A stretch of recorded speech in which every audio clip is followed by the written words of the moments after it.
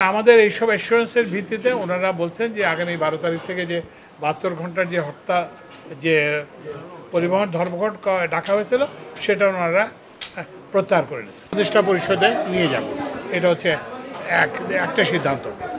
দ্বিতীয় যে সিদ্ধান্তটা হয়েছে সেটা হচ্ছে যে ওনারা ওই যে গাড়ি আমদানির ব্যাপারে ওনাদের কয়েকটা জিনিস।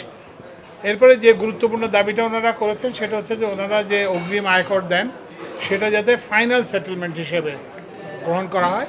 তো এই জন্য এই এনবিআরের চেয়ারম্যান সাহেব আব্দুর রহমান খান সাহেব উনি আছেন, ওনারা এটা সক্রিয়ভাবে বিবেচনা করছেন এবং এই ব্যাপারে আমরা একটা সিদ্ধান্ত খুব সহসা পেয়ে যাব। ফাইনাল সেটেলমেন্ট হচ্ছে যে আপনি ওই যে ট্যাক্সটা দিলেন সেটাই ফাইনাল, অ্যাডভান্স ইনকাম ট্যাক্স যে দিলে এটার জন্য আবার যে ওই যে এনবিআর অফিসে কিংবা ট্যাক্স অফিসে যেয়ে কোনো দেন দরবার করতে হবে না। এরপরে তৃতীয় যে দাবিটা ওনারা করছেন, যেটা নিয়ে আমরা আলোচনা করছি, সেটা হচ্ছে যে ওনারা চান যে এই যে মানে কোনো একটা নির্দিষ্ট দেশের উপর যাতে আমাদের গণযোগাযোগ ব্যবস্থা নির্ভরশীল যাতে না হয়। তো এই জন্য অন্যান্য সোর্স থেকে যাতে গাড়ি আসতে পারে, জাপান থেকে গাড়ি আসতে পারে, অন্যান্য দেশ থেকে যাতে গাড়ি আসতে পারে। তো সেই জন্য ওনারা আমদানি নীতিতে কিছু পরিবর্তন চাচ্ছেন। তো সেইটা বাণিজ্য উপদেষ্টা এবং আমরা মিলে আমরা ওইটাও আমরা দেখব। এরপরে যেটা হচ্ছে যে এই যে একটা দুর্ঘটনার পর এই যে গাড়ির জিম্মা নিয়ে একটা গাড়ি যে থাকে, ফলে ওনারা আয় থেকে বঞ্চিত হন।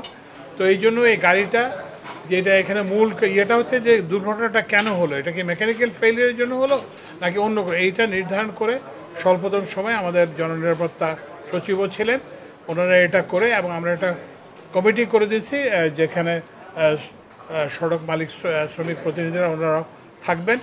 এটা করে ওনারা এটা মনিটর করবেন যাতে এটা অযথা কোনো হয়রানি যাতে সম্মুখীন না হয়।